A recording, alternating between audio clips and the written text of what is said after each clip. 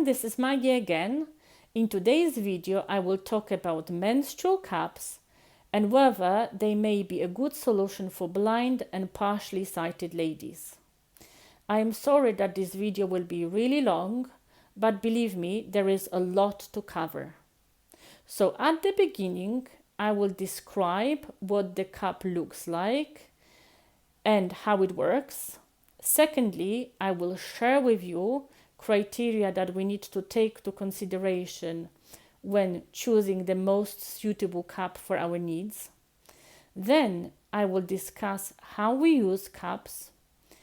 And in the final part of this video, I will talk about pros of using menstrual cups, difficulties that blind and partially sighted ladies may encounter, and strategies that may enable us to overcome these difficulties and use menstrual cups without any sight. So menstrual cup is an alternative to tampons and pads. It is similar to the tampons in that way that it is also for internal use. However, the difference is that tampons absorb blood and cup holds blood in the same way the drinking cup holds our drink or any other liquid. Menstrual cups are made out of surgical silicone or TPE material. If I confused this name, I just wanted to clarify that the same material is used to make babies' dummies. I have here with me a moon cup, which I will use for the purpose of that video. But please don't worry about the fact that I am only using one cup for this demonstration, because everything that I will discuss in this video, I believe, applies to any cup you can find on the market. So this cup is currently in the box in which it was purchased. The box was open before, but everything is inside. So we will find here instructions for how to use the cup and how to look after it. We will also find here a little storage bag, and this storage bag is a material bag, which is great because we can easily wash it. And also you can tie this, there are like two strings that you can tie here, so you can tie on the top and basically the cup will sit securely inside of the bag. Some companies provide storage bags which are made out of different material, and also some companies also provide special containers for boiling our cups. So now I am taking the cup out of the box and I will do my best to describe it in that way. So no matter whether you can see what is on the screen or whether you can't, you will have an idea what the cup looks like. So as the name indicates, the menstrual cup resembles in the way it looks and it works the drinking cup.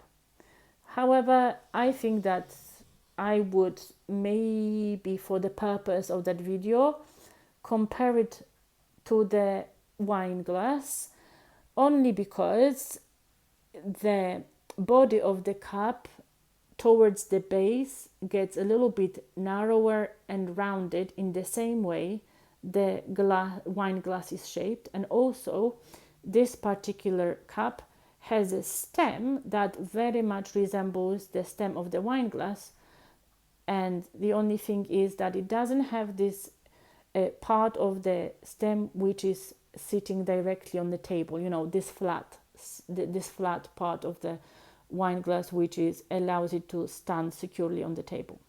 I hope that I didn't confuse you with that explanation.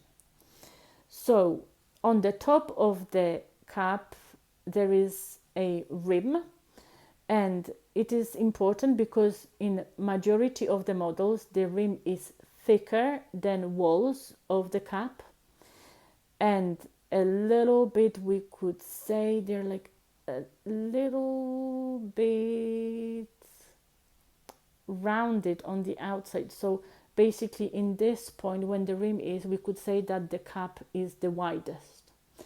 Under the rim, there are also four miniature like microscopic holes, and they help to create a suction, which I will explain in more details later on. The cups come in wide variety of sizes, lengths, shapes, colors, and also the firmness vary a lot. So now I will move on to describing criteria that we need to take to consideration when choosing the best cup for us, of course. So the first criteria is length of the cup. So the length of the cup will depend on the height of our cervix. It is important to remember that throughout menstrual cycle the cervix moves. So it is important that we measure it during the first 3 days of our period, or just before our period, because this is when our cervix is the lowest, and this is when we will be using the cup. So we have to kind of take this position into account. I'm sorry if you can hear that snoring, but this is my guide dog Bob, who is sleeping here, and I just don't want to wake him up, only because I decided to record this video. I hope that you don't mind. So now I will try to explain how to best measure the height of the cervix. So we can do it by inserting our middle finger to the vagina. And before we try doing this, it is very important to cut our fingernails very short, so we don't accidentally scratch these gentle tissues there. And it is very important to wash our hands thoroughly and to wash also our private parts. To take measurements, it is important either to sit down or squat down, and then we may start inserting gently our middle finger to our vagina. Now we need to slide it up as far as, basically we need to keep sliding it up until we fill our cervix with it. So now I will try to describe how to differentiate the texture of the vaginal walls and the cervix, so it is clear what is what, basically. So vaginal walls are described as softer and kind of squishy, and cervix is more firm, and it kind of resembles the tip of our nose, and this is how firm it is. Also, the firmness will depend on the stage of the menstrual cycle, but it is definitely firmer than the vaginal walls. The shape of the cervix resembles a donut with the little indentation in the middle. And now it is also important to remember that the cervix not necessarily will be always in the middle, kind of in the center of the vaginal canal. It may be slightly tilted to the left, to the right, or backwards or forwards. But don't worry about it too much, because when you reach the cervix with your finger, it will be basically harder to slide your finger further. You definitely will feel that there is something different, and that will help you to identify that this is cervix. So after you reached with your finger your cervix, it is important to measure how far you have managed to insert your finger into your vagina. So if you manage to insert it as far as your first knuckle, that would indicate that your cervix is in a low position. That also means that you would find most comfortable and suitable short cups. Sometimes it is possible for some ladies to use more standard cups if they are wide enough, so the cervix may sit in the cup, but it is worth trying the shorter cups because they may be more kind of comfortable for you, if that makes sense. Then if you manage to insert your finger to your vagina as far as your second knuckle, that would indicate that your cervix is positioned in an average height, and probably standard cups would work for you. However, if you insert your finger as far as the palm of your hand to the third knuckle, and you feel the cervix then, or you don't feel it at all, that would indicate that your cervix is located quite high and that you would benefit from using long cup with long stem. The reason behind it is that cup may move up towards the cervix, and if it is a short cup or a standard cup, it may be difficult to reach it. So if we have a long cup with long stem, we can be confident that we will be able to reach our cup and remove it.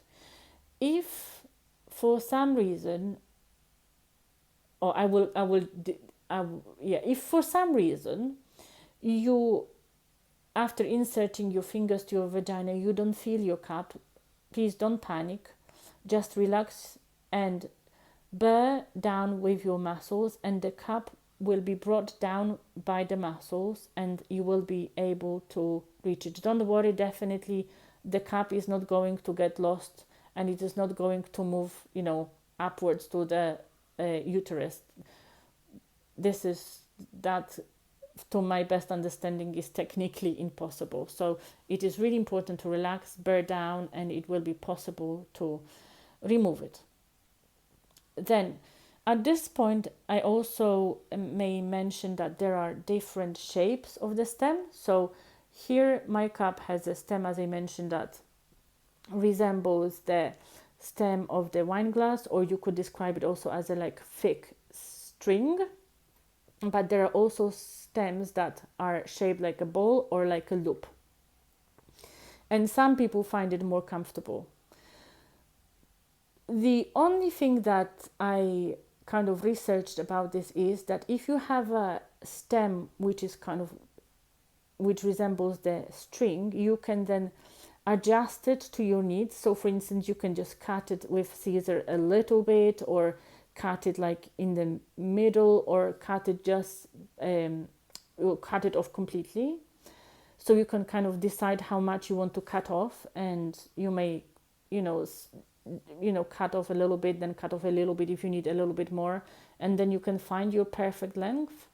And some articles online suggest that if you have a ball, then you have to, or a loop, you may need to cut it off completely or just to keep it. However, some people, as I said, find loop easier to grasp and kind of hold on to. So this is probably something that you would need to test for yourself. So the next criteria is the width of the cup. And that depends on two factors. The first factor is age, and the second factor is whether we gave birth. So if you are younger than 30 and didn't give birth, and it doesn't matter whether that was a vaginal birth or a cesarean section, you will find probably the smaller sizes more suitable. However, if you are younger than 30 and you gave birth, that would suggest that you would probably find more suitable larger sizes. Also, if you are over 30, no matter whether you gave birth or not, you will find more suitable, probably larger sizes. It is difficult to give more tips about sizes because sizes differ a lot depending on the brand. For instance, some brands use sizes that are used for clothes, like small, medium, large, and extra large. And some companies just use two sizes, like A and B or 1 and 2. So it is important to research exactly the brand that we are planning to choose. Now, the next factor is how heavy our flow is. So more heavy our flow is, then probably we would benefit from bigger capacity, and this is also described for each brand and for each model of the cup. There are also some, like we could say, spreadsheets which kind of compare different cups. Sadly, they are very, very kind of like diagrams and graphics, and it is kind of nearly impossible to read them with the voiceover or JAWS or any other speech output. So if you wanted to look at the diagrams like that, you would probably need a help of the sighted person. The next thing which is very important to consider is firmness of the cup. And I know I read that many ladies believe that softer the cup is, then the better it is. But sadly, this is not the case. So the ladies who have active lifestyle and who exercise a lot would benefit from having firmer cup, because soft cup will be simply squashed by the muscles of pelvic floor, and they would even kind of squash when the cup is inserted and the cup will start leaking, or they will just not open up in the vagina and they will also leak. So this is why the firmness needs to be adjusted. So if more you exercise, more busy you are, then probably more firm cup you would benefit from. And the soft cups are particularly recommended to people who have kind of not very active lifestyle and who may have some sensitivities, like for instance sensitive bladder or sensitive tissues, or they maybe suffer from piles. That was another suggestion that I managed to find. So the factor that may be important to remember also is that sometimes the firmness of the rim differs from the firmness of the body of the cup, so from the firmness of the walls of the cup. So it may be also important to check that. And just remember that although kind of softer cups sound more comfortable, it is harder to make sure that they are open properly and that they do what they're supposed to do. Now, the last thing that I would like to mention is the color of the cup. And it is important to be aware of the fact that very light colors like white or some bright colors may discolor when they are in contact with blood or when they are boiled. That doesn't mean that the cup is dirty. It is just the same process that happens to our clothes. So if you care about aesthetics, it is maybe a better idea to choose darker cup. And I think that this is all about criteria, and forgive me that I'm that hesitant, but I don't use any notes for these videos because I just like talking to you as if I was talking to my good friends. And I just believe that it sounds more natural. So now we will move on to how we use the cup. So after purchasing the cup, we need to sterilize it, and the most popular of sterilizing the cup is boiling it in water in between 5 and 3 minutes. Just make sure that there is enough water in the pot or in the kind of container that you use to boil it, that the cup doesn't touch the bottom of the pot, because then you would risk that it will melt if it's touching the bottom of the pot. Then it is also necessary to boil the cup just before your period and just after your period. And in the middle of your period, when you use your cup, it is enough to wash it under clean water, or you can use super gentle organic soap to wash it.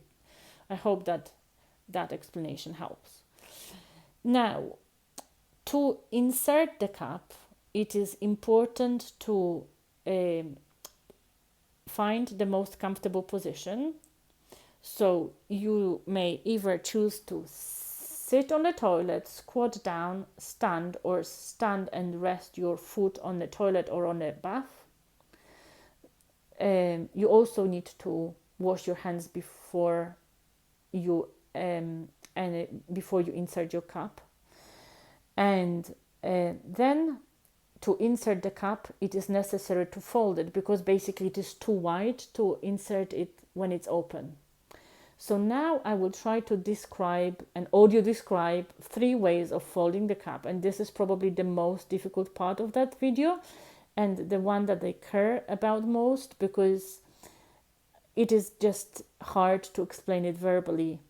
But at this point, I also wanted to reassure you that even if my explanation is unclear, please don't worry, because as soon as you get the cup in your hand and you feel what it is like, how it feels, how big it is exactly, then you will know, you will work it out straight away that it's too big and what to do to make it kind of more easy to insert it to the vagina. So the first way of inserting the cup is basically squeezing it so it gets flat, and then when it's flat, we fold it again so the rim is in the shape of the crescent moon, and then it is narrower, and it's easier to insert it to the vagina. The second method is so-called punch. Then I will come to the punch fold as the last one. So the second method is,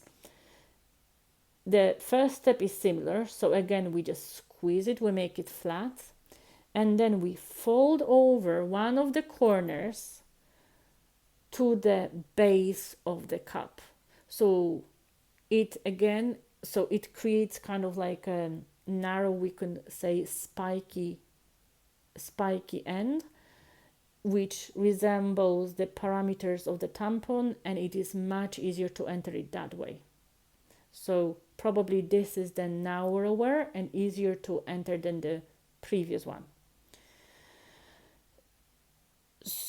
The last fold that I would describe is so-called punch fold, and we don't have to squeeze the cup, we can leave it open, and the thing that we would do is to punch down the rim on one side so it touches the bottom of the cup. So we really push in the rim of the cup to the bottom, so it is inside touching the bottom of the cup, and then we squeeze the sides, and again we have narrow end which resembles again parameters of the tampon, and it is much easier to enter to enter to the vagina. Now, don't worry too much about how far to insert it to the vagina, because in the same way you feel how far to insert tampons, you will know how far to insert the cup.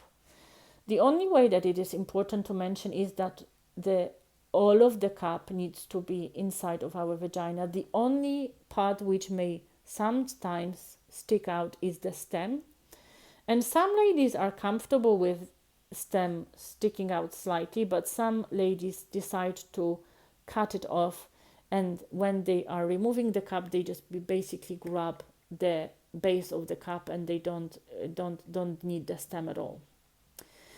Now, after we entered the one after we inserted the cup to the vagina, we need to make sure that it opened up. And to do it, we need to insert the finger so it is in between the vaginal wall and the wall of the cup, and circle the cup all the way around, just kind of move it all the way around to make sure that the cup has opened fully and that there are no folds and creases. If there were folds and creases, then the cup may leak because it will not create a seal. It is basically not closely sealed to the vaginal walls.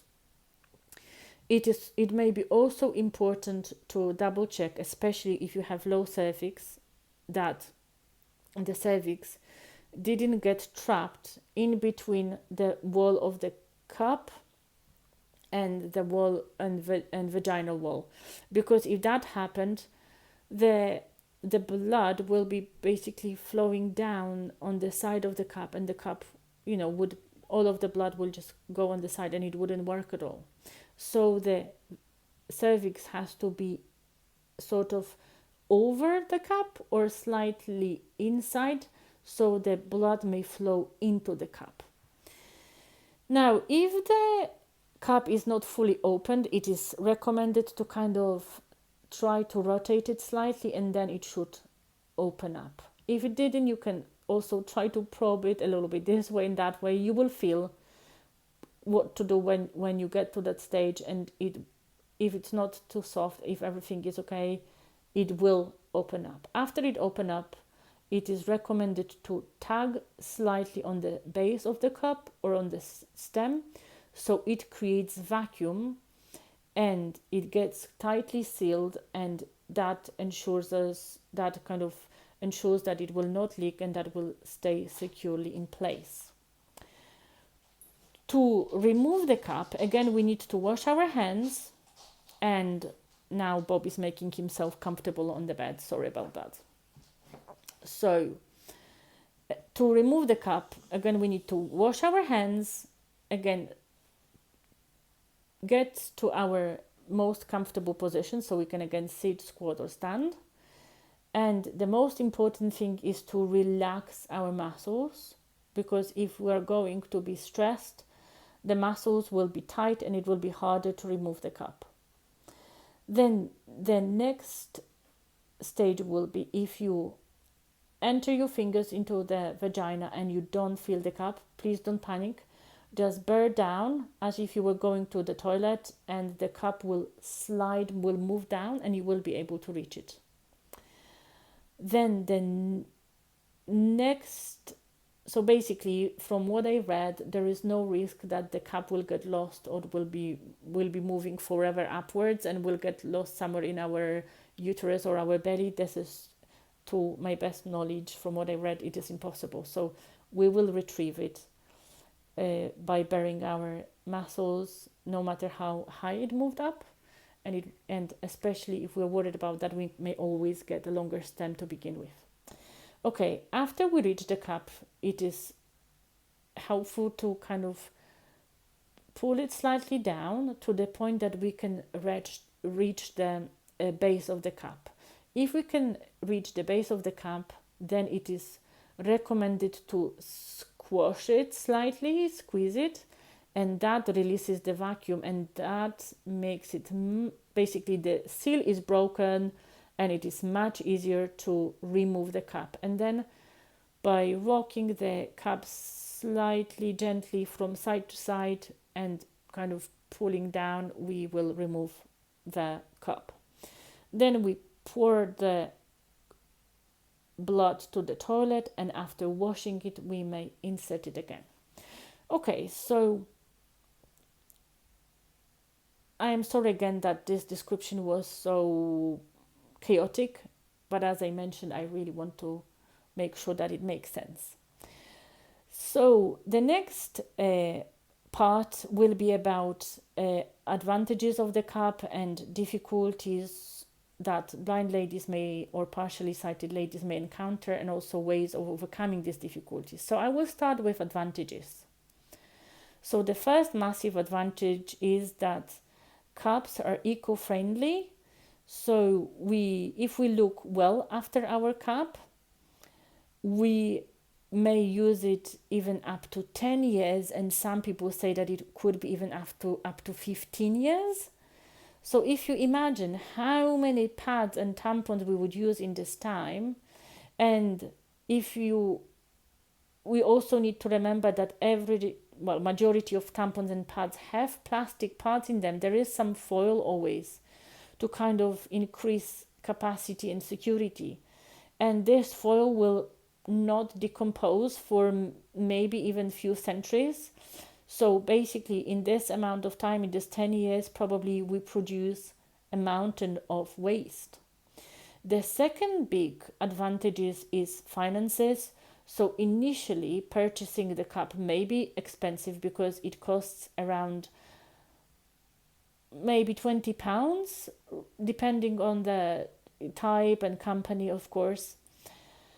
And some ladies need to try few cups before they find the ideal cup. So this initial stage may be expensive, but after you found your suitable cup, you are really saving money, and you can compare it yourself because you know yourself best how much you spend monthly on tampons and pads. Then the next advantage is that tampons absorb blood, but they not only absorb blood, they also absorb the moisture from our vagina. So when we use tampons, our vagina may get dry, and this tissue there may get irritable, and sometimes it may cause discomfort. And this is particularly important for blind ladies, because many blind ladies choose to use some form of protection just before the period starts, because sometimes when the period starts with very light flow, the light flow, it is hard to kind of be sure whether this moisture that we can feel is just any other discharge, or is it blood. Sometimes the smell will indicate it, but if there is very little moisture, very little blood, it may be tricky. So to avoid accidents and some basically spotting, it is a good idea to protect ourselves, but it can be really painful when we use tampons for that reason, because they will basically dry our vaginal walls. And also pads may be a little bit uncomfortable when we use it even before we know whether we have period or no already. So cup seems to be the perfect solution, because you wouldn't feel it at all, and it doesn't cause this dryness, because the silicone or this TPE doesn't absorb any moisture. It is kind of more neutral. It is basically neutral to vaginal walls. Another reason is that tampons often are made out of, there is basically glue used to produce them, sometimes some artificial materials, sometimes bleach, and vaginal walls easily absorb these chemicals, which are not very beneficial to our health. And the particles of this TPE material, I always, mix it up, and of the surgical silicone are not so easily absorbable. So again, the risk of absorbing chemicals that are unhelpful to our health is much decreased. The articles also suggest that there is much less risk of the toxic shock when we use the cup, because to be fair, I'm not sure exactly what the reasons are, because sometimes there's some sources explain it slightly differently, but to my best understanding, first of all, there is no toxins, because this is just silicone or this TPE material, and also the blood is not interacting with oxygen because there is this vacuum, so it doesn't start decomposing, and because it doesn't decompose, it is safer, and it only starts decomposing after we pour it down the toilet. The fact that it doesn't decompose also eliminates this smell that is characteristic for menstrual blood. And this smell we can sometimes feel even when we look very thoroughly after our hygiene. So this elimination of the smell, I would say, is another advantage. I would also say that when you use menstrual cups, you are more aware of the heaviness of your flow, so you kind of learn more about your body. So some ladies report that they realize that they period starts very lightly, which they were not aware of. And some ladies also report that they thought that they are bleeding for longer, just spotting, but they didn't. So they actually were not bleeding for as long as they thought. So, or some ladies discovered that they bleed much less or much more than they thought. And with the cup, it is easy to detect how much we bleed. Okay, so I believe there are all advantages that I wanted to mention, and now I will move to discussing difficulties that we may encounter and ways of overcoming them. So probably the main difficulty is that when we remove the cup, there is much higher risk, I would say, that we may spill blood.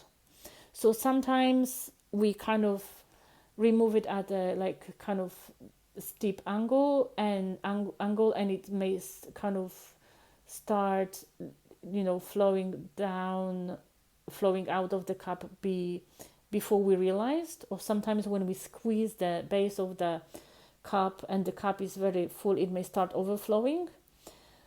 So I would suggest that for blind ladies or partially sighted ladies, it is the safest to remove the cup when sitting on the toilet and over the toilet, because then, even if that happens, all of the blood will just flow down the toilet.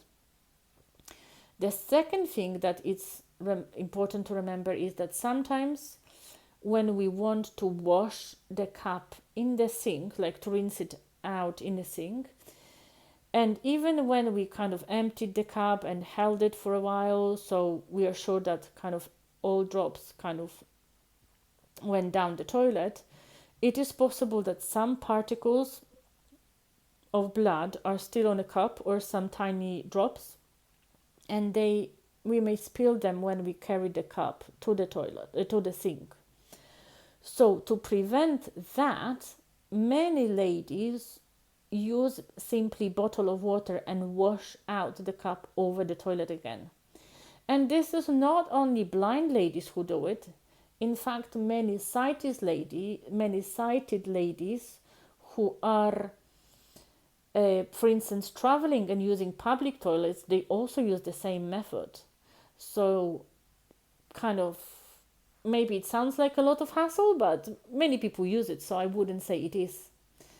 Then if you decide to wash your cup under the sink, it also is very important to remember to use gentle flow, because if you use like quiet, strong,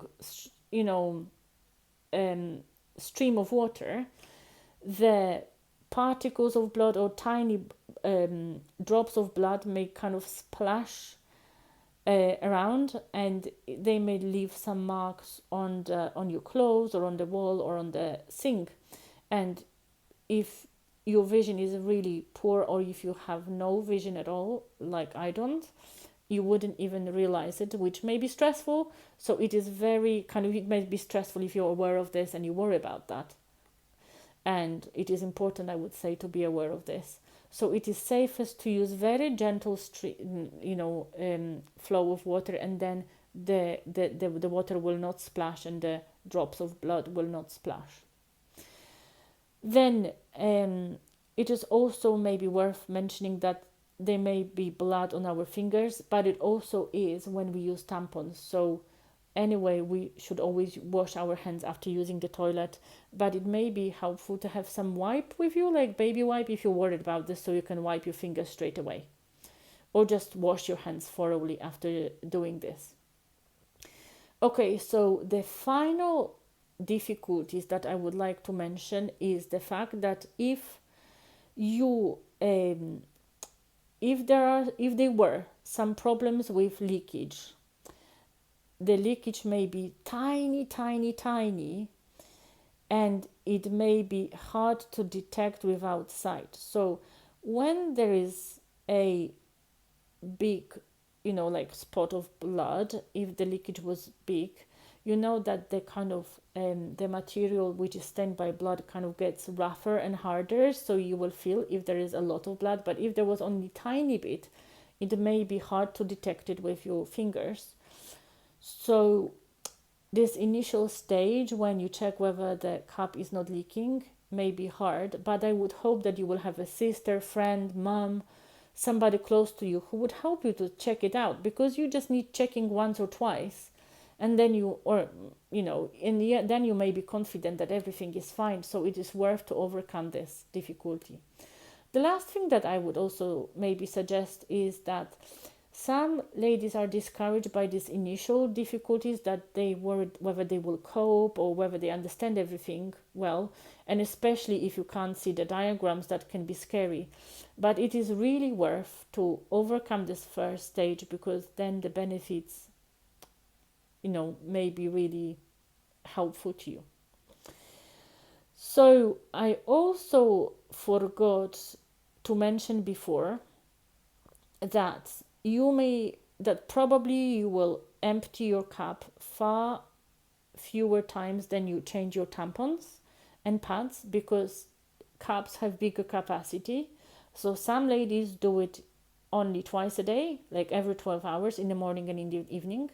To begin with, it is recommended to empty your cup as often as you would change your pad or your tampon, to kind of gauge more how quickly it gets full, and then you will work it out how often you may need to empty it, but it will be not as often as changing pads or tampons. So that is kind of also, I would say, comfort, because you may go to have a wee or even a poo without removing the cup. Then another thing that I forgot to mention earlier is that if you struggle with inserting the cup, you may use some form of water-based lubricant, and that will help to kind of insert the cup. It will be easier. And also you can just use clean water, that also will help to insert the cup. So I hope that I covered all of the information that I was planning to.